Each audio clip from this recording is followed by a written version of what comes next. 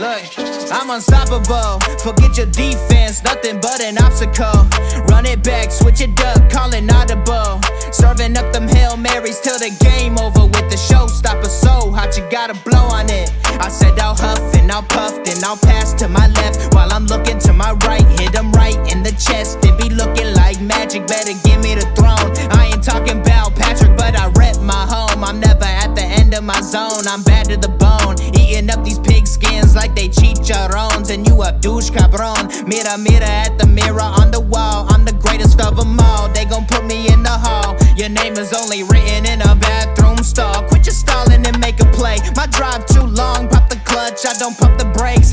I know what it takes to gain the muscle, get rugged. These butterfingers be fumbling. Squash a scrimmage and rub it in Robitussin. How I give them concussion. They seeing double, they rushing and pass the shovel. The dirt and rubble, I bury them under it. Stay in your huddle and get 10 yards back. Never turn your back. I'ma pull your flag. I go full contact. Out punch, out kick like a shotgun blast on one out snap. It's a fact that I'm unstoppable. Forget your defense, nothing but an obstacle.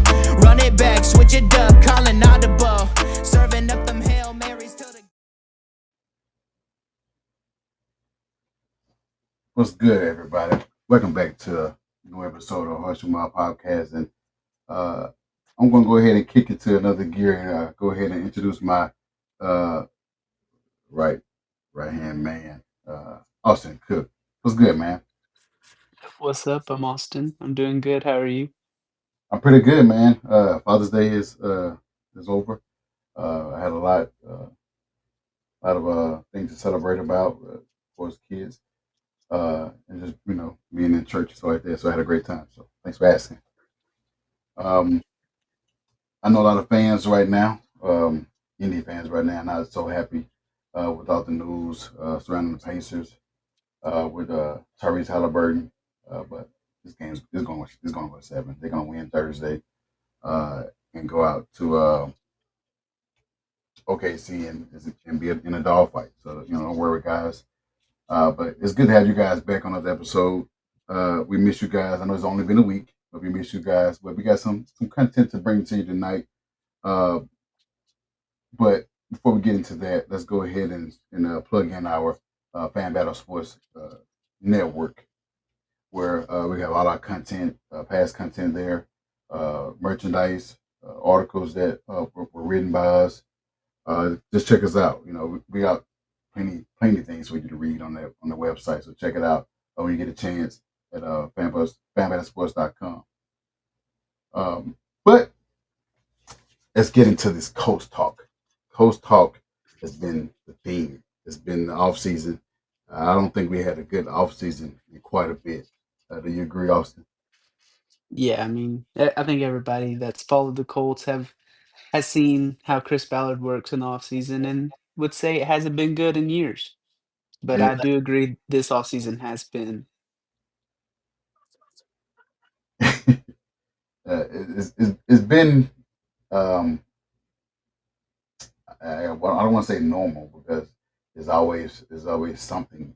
I don't want to use the death of Thursday as something bad because that was a tragic. It was unexpected, uh, and we want to wish him and the family, wish the family um, well through that tough time as they continue to grieve the passing of their great dad, who I think owned the team for about over 30 years, 30 close to 40 years.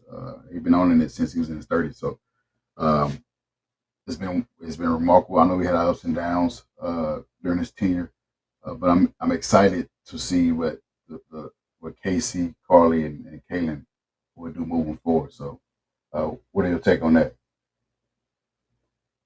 Yeah, I mean, obviously we've spoke on it a few times. The loss of Jim Irsay is it's devastating, especially for the family in the city of Indianapolis. He meant a lot to a lot of people. But yeah, I feel like the Colts have an exciting future with the daughters taking over. I agree. So many people are showing some concerns because they don't know where we would go, and I see a lot that are excited where we headed with the new ownership. I wouldn't say new ownership. because they always been owners during this time. It's just that new fresh blood, fresh new faces, fresh blood, new uh, which brings probably new things like what all of us been mentioning about jerseys. They could get away from the old traditions and add some spice to the jersey. I know they brought the Indiana Night jerseys. Uh, I like them, but it could be better. I don't want to complain as a fan. I'm grateful for what they giving us. So, and I got one. So, um, let's go ahead and get to the episode. Speaking of the ownership, this been brought to my attention the last couple of days that Carly Ursay Gordon wearing her headset. I know she spoke about that in her introductory.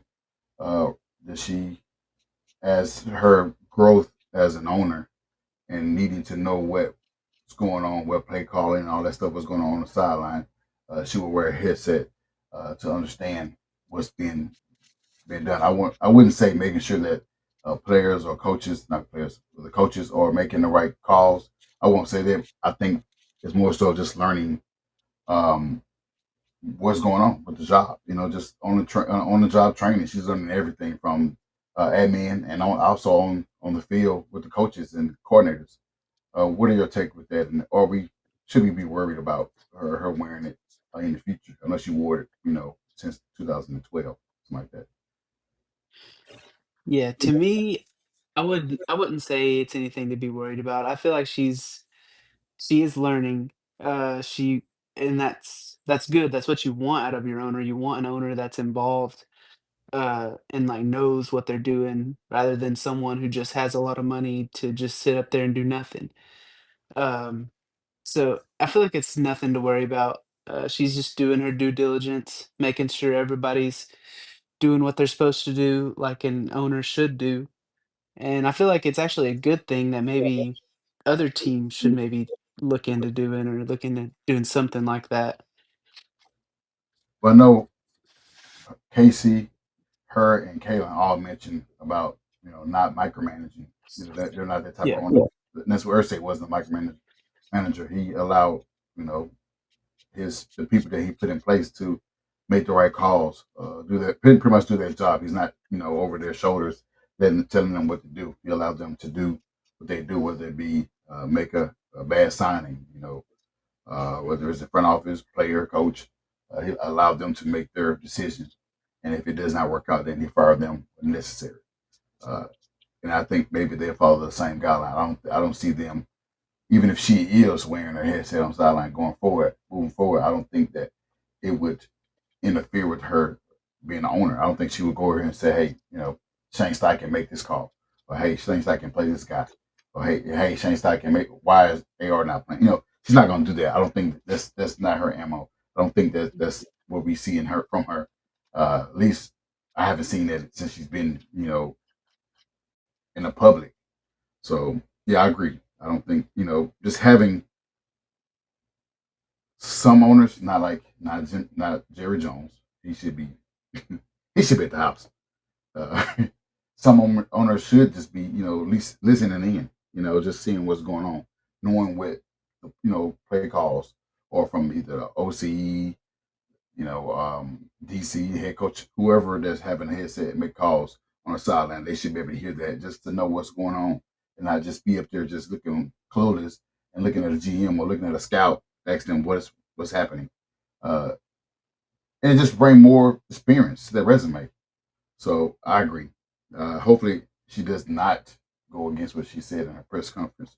Hopefully she just remain uh, kind of in the back scene, in the background, while the ones that she paid does a job like Chris Ballard and the head coach Shane Steichen. So we're gonna move on to our next topic. I had to get that out the way with because everybody been speaking on that recently. It brought to my attention, so I had to go ahead and put that as one of our conversations because it's important. I don't think it's something we should be worried about, but it's important. But another thing that brought to my attention, or what I saw for the past couple of days, is watching the press conference, watching Julius Brent gets interviewed, and he spoke on adversity. how he's been dealing with things for the past 3 seasons, um, and having to overcome those things during those 3 seasons.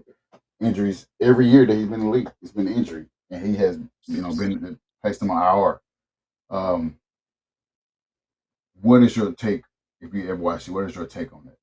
Him facing adversity, and is there a breakout year coming?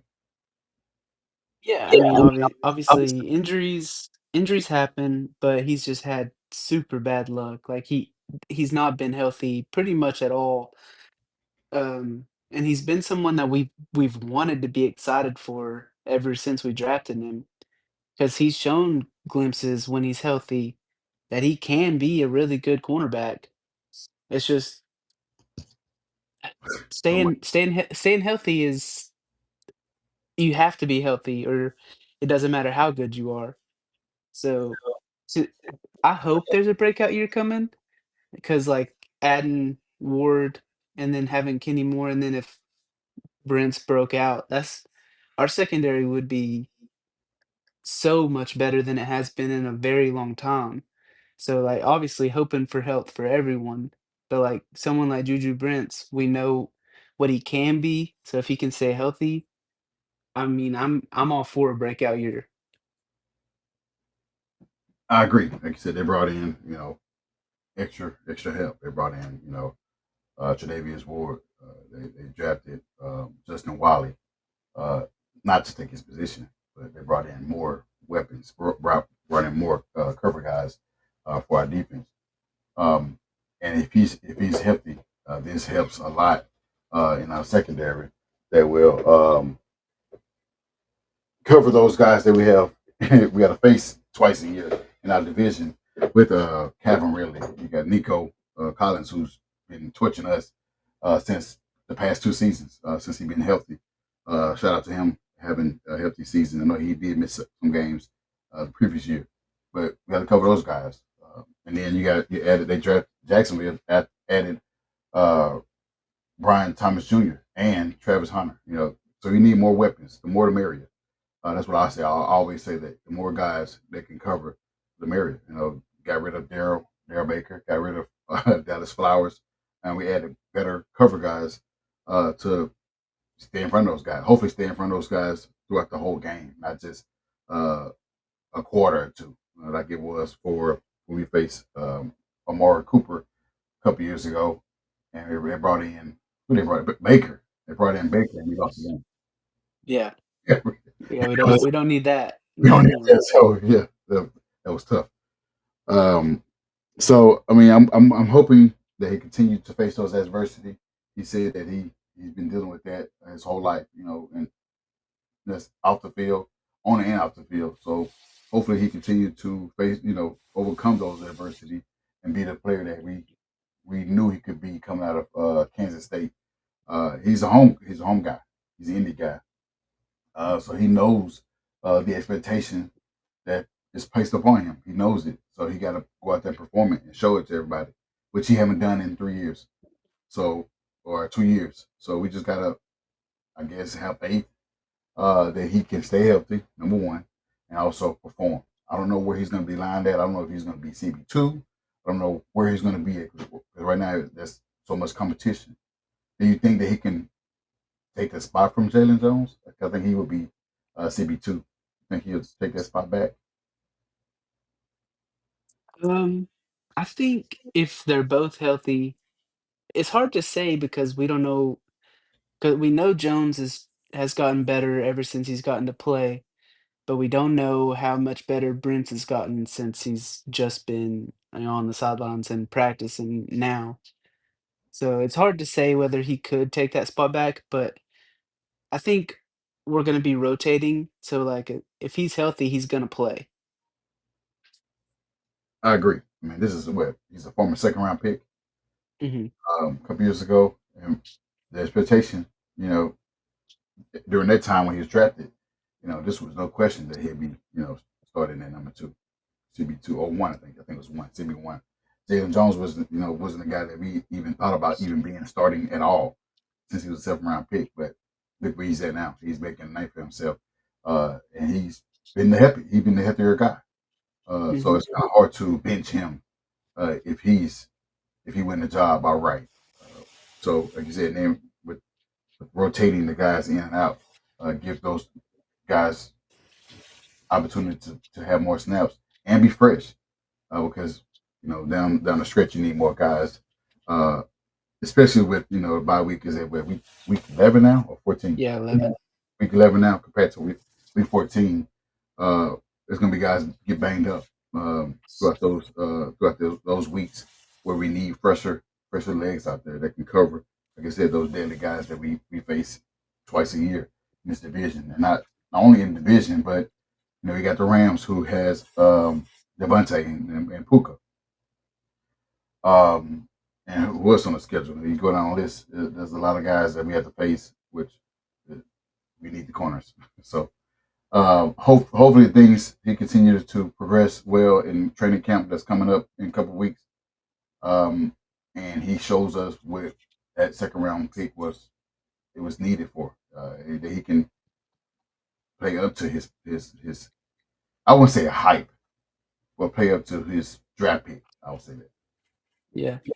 So we're gonna move on to our next topic. It's been so many things been said about AR for as missing camp, uh, needing surgery. It's been a lot.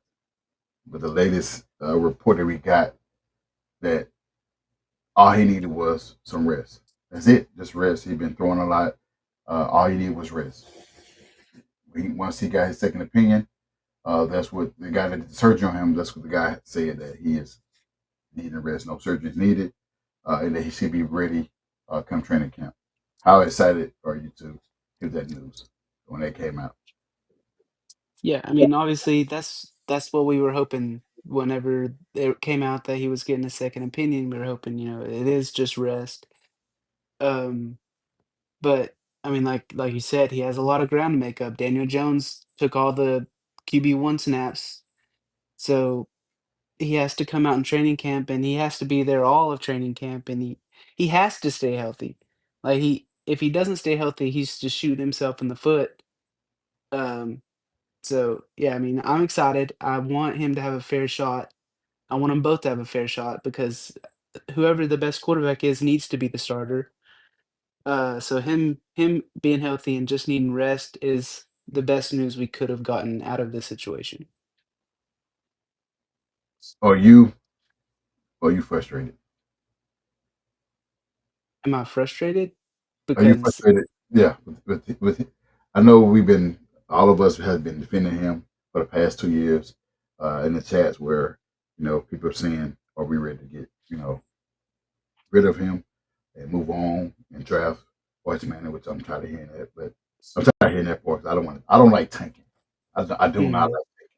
I know what tanking does. Tanking give you a better quarterback. Look how the Tennessee Titans feel. They feel like they have won a Super Bowl and they just picked the top one, first overall pick. And I know I know what it come with having a premier quarterback would do for any team that are uh, either a quarterback away of making the playoffs.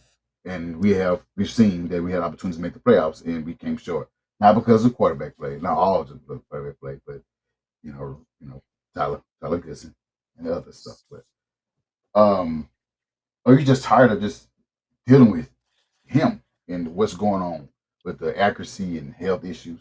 Or you just grown tired? Yeah, so for me, more so it's the injury side. Like I feel like if he can actually stay healthy, his accuracy is gonna work itself out. Like if he gets reps, he's gonna be fine.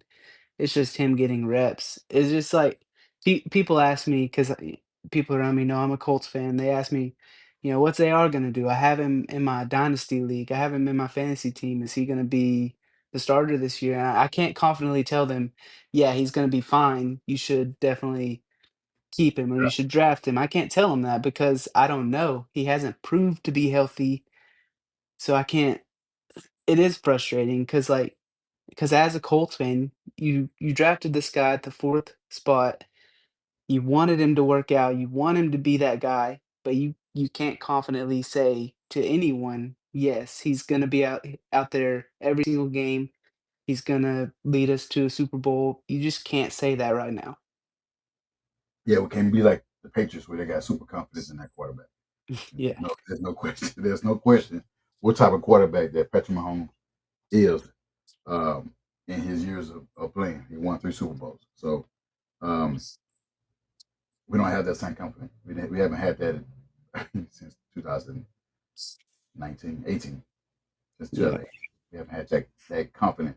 Yeah, we had Phil Rivers. Yeah, we had Brissett. We had a number of guys that Matt Ryan. We had number of guys that came through to try to lead us, and they all came up short. And that's what the frustration comes in there because, like you said, you get a quarterback fourth overall with a lot of potential, a lot of potential. Ceiling is high,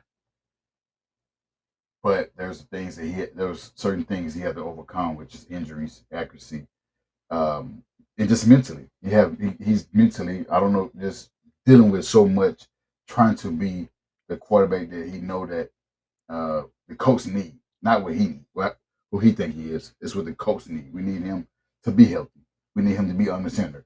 We need him to make the right reads, right, make the right decisions as the quarterback for the Colts. And we don't know if he can be a franchise quarterback. We don't know, like you said, we don't know. You can't ask someone asks us, hey, can is it okay to draft him in fantasy or dynasty league? You're like, I mean, Chris, I wouldn't. But if someone asks you realistically, hey, should I do that? You're like, I'm not sure. I can't really answer that.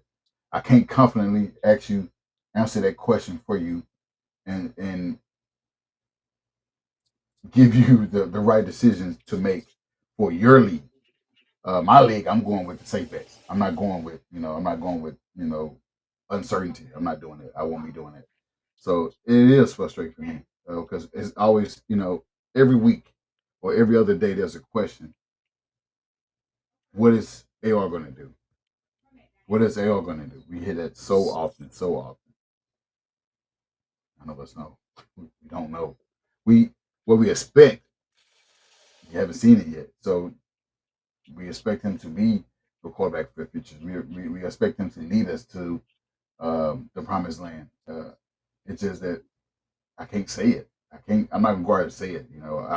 I picked us winning 10 games, but not all of it's going to be for because they are. It's going to be because of defense. Yeah, because um, I think our defense can win a couple games, but I don't think 10 wins is going to be on AR's shoulder. Is that why you got 11 wins because they are, or just a combination of no, everything? I feel like, yeah, our defense got a lot better this year, and that, like, I feel like we have weapons on offense as well, so it's not solely based on quarterback, but I do think, like, success on the year is very much gonna be dictated by whoever is under center for us. And that brings to the next topic that you said, which is right now, uh, Daniel Jones is having a good camp so far. And my question would be for you, being that we already discussed by AR and him being expected to return, uh, return for training camp. Uh, with Daniel Jones having all the QB reps and playing and having a good camp so far, is he um, would he win the starting job since he have kind of like the lead right now?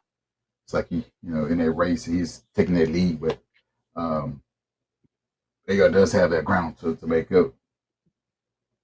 Does, does James does Daniel Jones have a shot at winning this position, winning this starting position? So, still in my mind, I'm thinking if both guys are healthy to start the year, week 1, the starter would be AR. Do I think it's possible Daniel Jones, wins the starting job? Yeah, I think he definitely can. He was also an early first round pick, uh, in 19 with the Giants. Mm-hmm. Um, so he's obviously shown he can he can play well. He's just not been consistent, and he's, obviously older than AR. So that's why I feel like if they're both healthy week 1, it will be AR, but, I mean, I'm not counting Jones out. Um, what I think with Daniel Jones, I know a lot of people have made have been advocating for Daniel Jones based off what he hasn't had with the Giants. He haven't had a nice, haven't had a good O line. Mhm. Uh, and he hasn't had weapons outside of Saquon Barkley. Goes to Colts, you got nice weapons and receivers, plethora receivers, and plethora running backs with JT, Herbert, and Giddens. I'm sorry, Giddens, and like I said, all pro O line. Starting with Nelson. People questioning, you know, if AR cannot win this job, they're wanting Daniel Jones to be the guy to lead us based off having those positive things that I mentioned as far as O line weapons. Um, and right now, since he's been taking the reps, he does have that lead because he's the only one healthy right now. He's the healthier quarterback in the competition. I don't want to. I don't want to give up. I don't want to feel like I'm giving up on AR basically because of the potential that or the ceiling that he can reach. I want to see it through. I want to see it through. I don't. I want to see it through. If he can't, then I'm done. I'm done. Obviously, he's not worthy of starting quarterback position. So if he can't beat out Daniel Jones, then I'm done.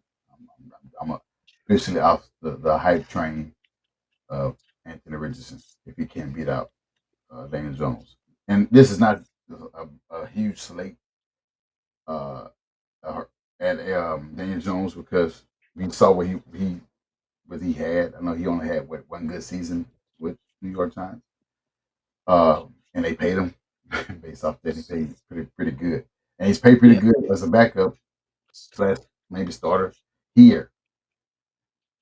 I just ain't ready to give up on AR just yet, and I just want to see it through. I think he can. I think he can do it, man. I really think that with the right mindset, he could get himself mentally ready uh, to play a 17 game season. Accuracy, I'm not too worried about that because, like I said, having Tyler Warren that definitely helps and will improve his accuracy. Um, he has learned how to slide. He's been sliding and going out of bounds. Um, I just I just want to see it through, man. And it's tough to just give up and just ride the wave with Daniel Jones. Not because I've been talking bad about Daniel Jones, because he can be a decent quarterback. We don't need. I don't think our days of having a quarterback like Andrew Luck and Peyton. I'm not saying they're over, because I think that we're adapting to the new wave of mobile quarterbacks now. Quarterbacks that can escape the pocket, make plays out of the pocket, um, and they also just being able to pick apart a defense. We're in that wave now, and a lot of teams have that except us. And we just haven't gotten it right so thus far. So I'm not. Yeah, I'm not ready to say Daniel Jones can win the job. I'm not ready. I'm not ready yet. I guess training camp and then preseason will be telling for me. And at that point, when we have those episodes, I'll be ready to say, hey, or the guy. If he's not, then I'm done. I can't. I can't. There's nothing else for me to defend anymore at that point. If he loses this job, there's nothing for me to defend anymore. So I don't want to be the the fan that's still holding on, like some fans that held on to Andrew Luck for so long after he retired. I don't want to be that guy. So hold on. I'd rather just let him go, be a backup somewhere else, or if he have an opportunity to be a starter with whomever, I don't know. Uh, Maybe get this guy then, but um, it's still just listen to the press conference. It seems like they are giving him the Colts or will give him an opportunity to still be a coach. We don't know when. We don't know when. I don't know. It's you feel like he got to. Do you feel like he got to the end of his contract, or you feel like they just go ahead and cut ties now? Because it seems like I'm hearing two different things. I'm hearing that what Carly said in her press conference that he has an opportunity uh, to be, to make a name for himself if he wants to. So it's just like she's giving him opportunity. But I don't know that if he don't do that this year, that she's going to cut ties, or she's going to wait till his contract extension is up and give him that opportunity. What you think? Um, so if I was just guessing, I would say, after this year, if it's not working out, they may look to trade him. But like if they can't get anything back, they'll probably just put him as a backup here until his contract's out. I don't think they would just straight up cut him. I don't see what that would do no good, I feel like. What would I mean? There's really no value for him. There's really much. There's no value. I mean, unless somebody still has faith in his upside if he doesn't work out this year. Yeah, like, you wouldn't think you'd be able to get a lot for him, but I mean, you never know. If Desmond Bain can come up with 4 picks, four, if Desmond Bain can get 4 unprotected picks, Anthony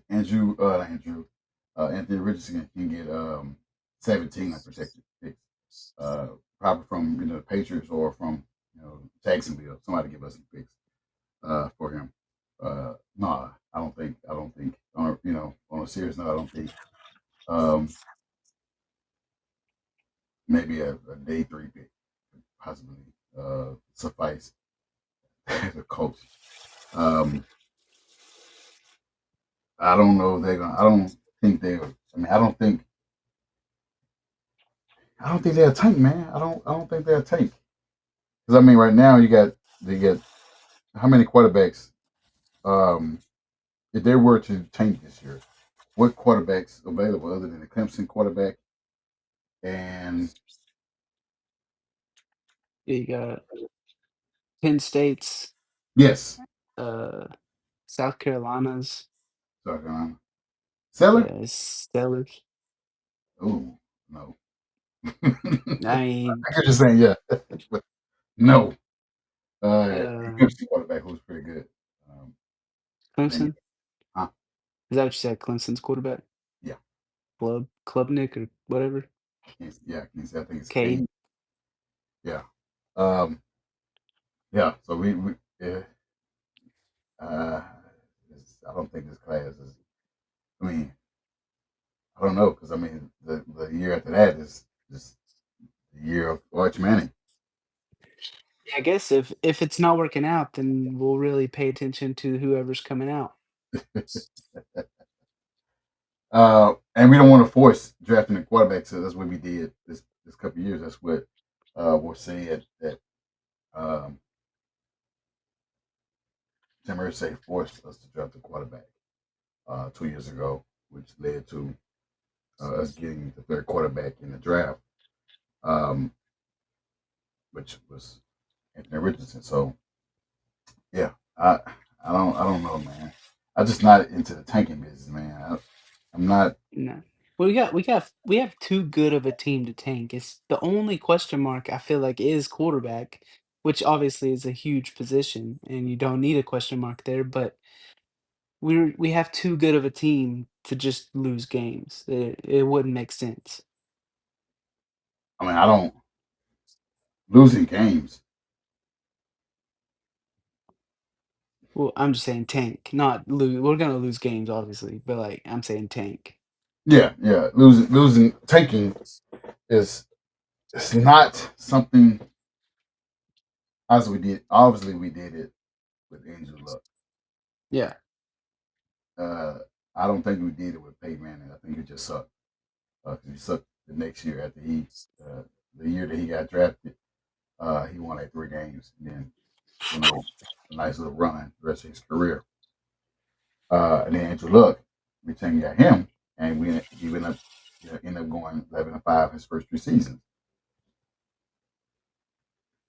Some people saying we're cursed. Some people are saying I've seen a lot of things, and it has been frustrating that some things that I can defend, some things that I will defend because I am a Colts fan and I'm crazy like that. I'm going to say I want to defend my team until I can't anymore.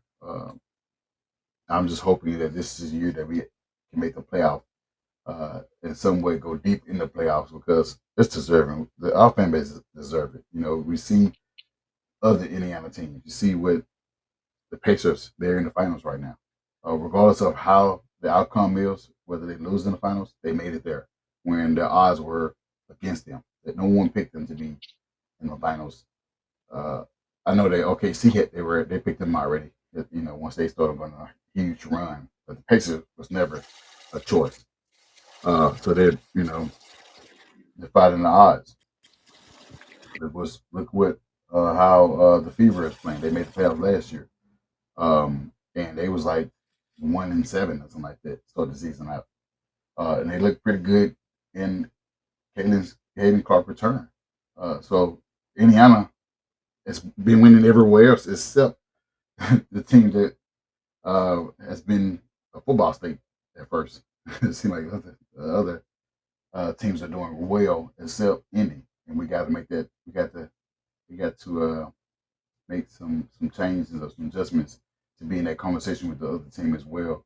That way, all the teams in Indiana be well. So, yeah, I don't have. You have anything else to say on this Daniel Jones thing? No, I think we covered it pretty well. So, um, we can go ahead and get out of here, man. We've been we covered all our Coach Talk conversations, um, and we wanted to see what everybody else think. They can come in the chat and let us know what they believe, whether um, they feel like Daniel Jones could have take over a certain position, uh, whether not CB, Judas Brents can have a breakout year, or is there something to worry about with Carly Ursay Gordon wearing her headset? Is there something to worry about? Y'all come in the chat and let us know. Uh, is there concerns with her? Is there a breakout year for Julius Brents? Um, and do they feel like Daniel Jones can start and take the position from the guy that we had so much hope for, and he has not shown us anything other than right now some headaches and empty promises right now. So yeah, comment. But on that note, guys, we're gonna go ahead and get out of here. Let us know where they can find you at, Austin. Yeah, you can find me on X at Cookie Austin 2. Oh, no Twitter. I'm on Twitter.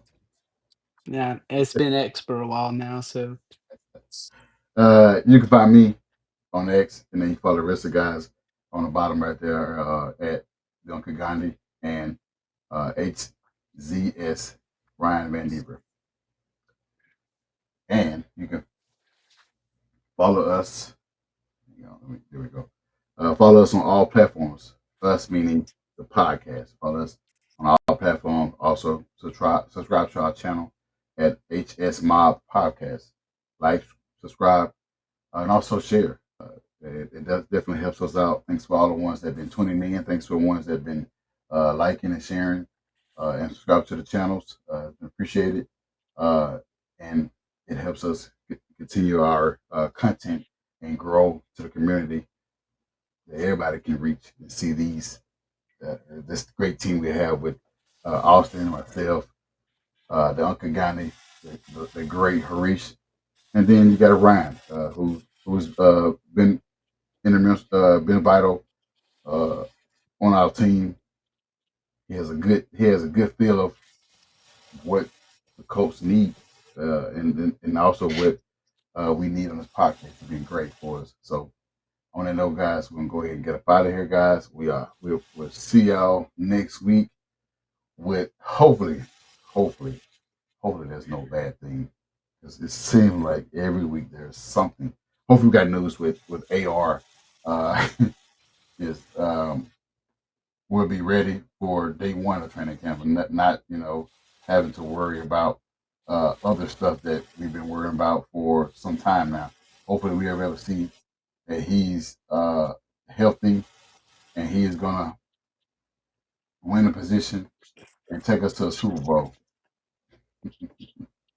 I won in my um, football. He helped me win in my football on Madden. So I'm excited for that, but I need to see that in real life. On that note, Yeah, guys. Got any other remarks? I'm good. On that note, guys, we're gonna get up out of here, guys. Thank y'all for tuning in and watching us. It's been a pleasure, been an honor. We're gonna see y'all next week, same time, 8:30 p.m. Central Time and 9:30 Eastern Time. So On one out snap, it's a fact that I'm unstoppable. Forget your defense, nothing